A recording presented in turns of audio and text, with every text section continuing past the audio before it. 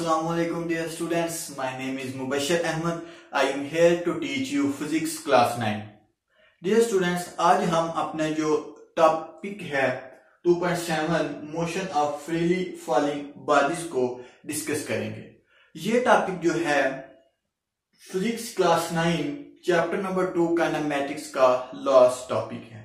ठीक है, इससे पीछे हमने इक्वेशन ऑफ मोशन को डिस्कस किया था।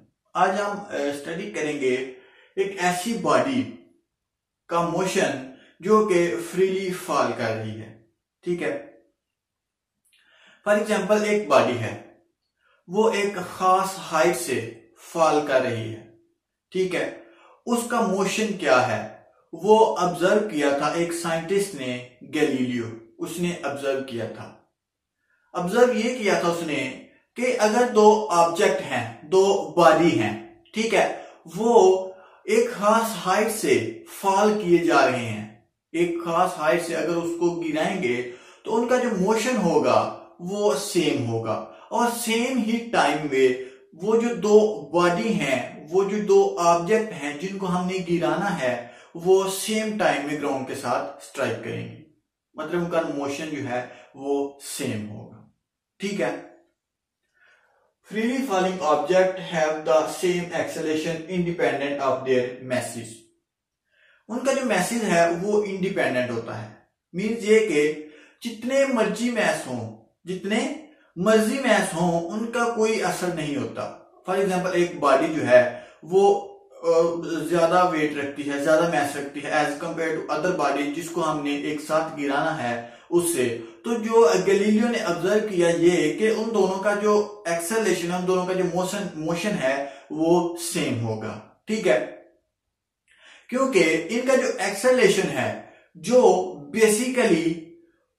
बेसिकली ड्राइव हो रहा है, जो प्रोड्यूस हो रहा है ड्यू टू ग्रेविटेशन की वजह से इनका जो एक्सेलरेशन प्रोड्यूस हो रहा है वो सेम है। ठीक है, इसीलिए हम कहते हैं इसको कि ये ग्रेविटेशन एक्सेलरेशन के अबाउट वो फॉल कर रहे हैं, कि ग्रेविटेशन एक्सेलरेशन है तब ही इनका जो टाइम है वो सेम है of falling the ground. Okay, Galileo एक साइंटिस्ट था। अभी मैंने बात की कि इसने ऑब्जर्व किया था motion of freely falling object bodies का। ठीक है, इसने लीनिंग टावर ऑफ पीसा पे खड़े होके इसने कुछ ऑब्जेक्ट को फॉल करवाया। ठीक है, उन ऑब्जेक्ट का मास डिफरेंट था, कुछ का मास ज्यादा था और कुछ का मास कम था। ठीक है, उसने ऑब्जर्व ये किया कि जब उसने नीचे फेंक दिया, मास को नीचे फेंक दिया, तो वो जो स्ट्राइक था, जो जमीन के साथ स्ट्राइक हुए वो सेम टाइम में हुए, उनमें कोई डिफरेंस नहीं था। जैसा कि अगर एक बॉडी का मास ज्यादा है वो जल्दी जमीन से स्ट्राइक करेगी, ऐसा ऑब्जर्व नहीं था किया गैलीलियो ने। ठीक है, जैसे कि हमने ग्रेविटेशन एक्सेलरेशन की बात की, अब हम इसकी डेफिनेशन करते हैं ग्रेविटेशन एक्सेलरेशन की। वो डेफिनेशन है the acceleration of freely falling bodies is called gravitational acceleration. कि जो एक्सेलरेशन होता है फ्रीली फॉलिंग बॉडीज का उसको हम कहते हैं ग्रेविटेशनल एक्सेलरेशन। स्टूडेंट ये देखें,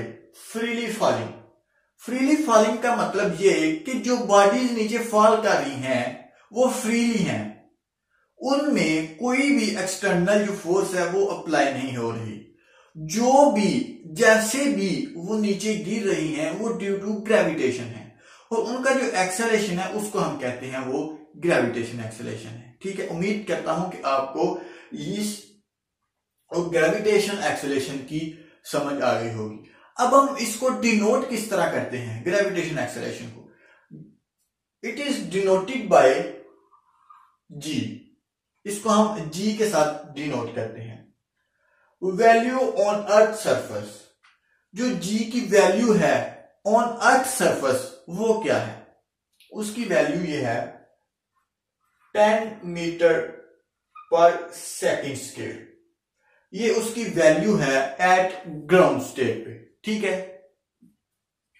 आगे बात करें for falling down and for falling up. For falling down पे अगर एक ऑब्जेक्ट जो कि फॉल कर रहा है डाउनवर्ड एक मखसूस हाइट से, वो नीचे फॉल कर रहा है, तो इसका जो एक्सेलेरेशन होगा, ग्रेविटेशनल एक्सेलेरेशन, वो पॉजिटिव होगा। ग्रेविटेशनल एक्सेलेरेशन पॉजिटिव होगा, या value of g is positive. जो ग्रेविटेशनल एक्सेलेरेशन है वो पॉजिटिव होगा अगर एक ऑब्जेक्ट वो फॉल कर रहा है नीचे की तरफ। अगर एक ऑब्जेक्ट मूव कर रहा है अपवर्ड, उसका जो ग्रेविटेशनल एक्सेलेरेशन है या वैल्यू ऑफ जी है वो नेगेटिव हो गए, नेगेटिव। इसका कॉन्सेप्ट मैं बताता हूं आपको। स्टूडेंट ये देखें, फॉर एग्जांपल ये हमारे पास एक ग्राउंड स्टेट है, एक ऑब्जेक्ट, ये जो कॉन्सेप्ट इसने दिया कि जो वैल्यू ऑफ जी है ऑन ग्राउंड स्टेट वो 10 मीटर पर सेकंड है, ठीक है, जी की वैल्यू। एक ऑब्जेक्ट है ग्राउंड पे पड़ा हुआ और एक ऑब्जेक्ट है यहां पे। अभी ये फॉल भी कर रहा है, यहां पर मूव कर रहा है, ये मैं बताता हूं आपको कि ये जो ऑब्जेक्ट है अगर ग्राउंड पे उसकी वैल्यू 10 है, सॉरी, अगर ग्राउंड पे उसकी वैल्यू 10 है, तो अगर ग्राउंड से ऊपर जाएगा तो उसकी वैल्यू कम होती जाएगी, ठीक है। अगर ये ऊपर मूव करेगा तो उसकी वैल्यू जो है 8 हो जाएगी, फॉर एग्जांपल 8 हो जाएगी, ठीक है, मीटर पर सेकंड स्केल। क्योंकि इसका कहना यही है कि अगर एक बॉडी ऊपर जाएगी, मूविंग अप जाएगी, तो जो वैल्यू ऑफ जी है वो नेगेटिव हो जाएगी।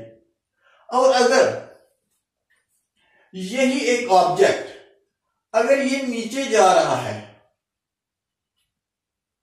तो यहां पे उसकी वैल्यू जो थी जी की वो 8 मीटर पर सेकंड है, और नीचे जब ग्राउंड स्टेट से स्ट्राइक उसने कर लिया तो उसकी जो वैल्यू हो गई वो 10 हो गई।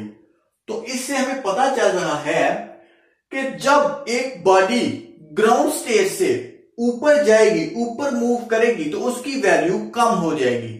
और अगर एक बॉडी वो ऊपर से ग्राउंड स्टेट पे आएगी तो उसकी वैल्यू ऑफ जी जो है वो इंक्रीज हो जाएगी। तो स्टूडेंट यही था आज का हमारा टॉपिक। इस टॉपिक में हमने motion of freely falling bodies को डिस्कस किया, उसके बाद ग्रेविटेशन एक्सेलरेशन की बात की, और लास्ट में हमने देखा कि अगर एक बॉडी जो है वो अपवर्ड मूव कर रही है ग्राउंड स्टेट से तो उसकी वैल्यू नेगेटिव हो जाएगी, और अगर थ्रू आउट जो है फॉल कर रही है ग्राउंड स्टेट के ऊपर तो उसकी वैल्यू ऑफ जी जो है वो इंक्रीज हो जाएगी। सो यही था आज का हमारा टॉपिक। अल्लाह हाफिज, स्टे ब्लेस्ड।